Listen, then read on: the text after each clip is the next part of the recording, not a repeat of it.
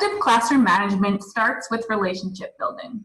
When students feel a greater sense of belonging, they're more likely to be academically engaged and demonstrate positive behavior. Consider 3 buckets of relationship building with students. First, it is important to start on an initial positive note when you're meeting with students for the first time. Take the time to share a little bit about who you are outside of school and get to know students' interests as well. You can take some time in the first week of school to start the process of getting to know your students and building relationships with them. Another way to start positive is to greet your students at the door at the start of every class period. During passing periods, you can stand in the doorway and greet them with a friendly hello and welcome. You can also use this time to make quick connections. How was your weekend? How was the game last night? You can also use this time for a quick pulse on how students are feeling that day. If you notice at the door that a student seems sad or off, you can make a mental note to check in with them one-on-one later on. Once you've made an initial impression, you then need to maintain your relationships. A big part of this is being aware of the positive versus negative interactions you're having with individual students.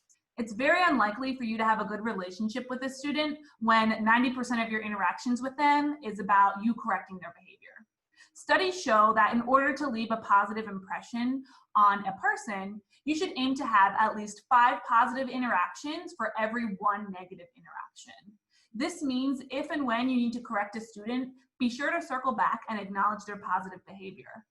Positive narration is a great, quick, and easy way to acknowledge good behavior. Also, having a positive reward incentive system for your class is another great way to ensure that you're acknowledging good behavior. Take time to do individual check-ins with students. If you notice a student is repeatedly not meeting your expectations in class, rather than correcting them and moving on every time, take the time to talk to the student and try and get to the root of what is causing the exhibited behavior. The last bucket of relationship building is repairing harm. This refers to how you handle situations that will inevitably arise with challenging student behaviors. Remember to start each day off with a clean slate. Take the time for self-reflection. How did your reaction to the student behavior impact the way the situation unfolded?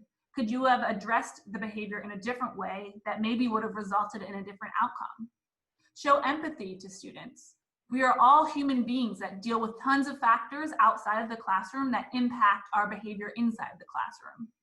In your conversations with students, be solutions-oriented. There's no need to repeatedly harp on the past. Focus on what the student can do next time to make a better decision. And lastly, separate the behavior from the student. Just because a student made a poor choice does not make them a bad person.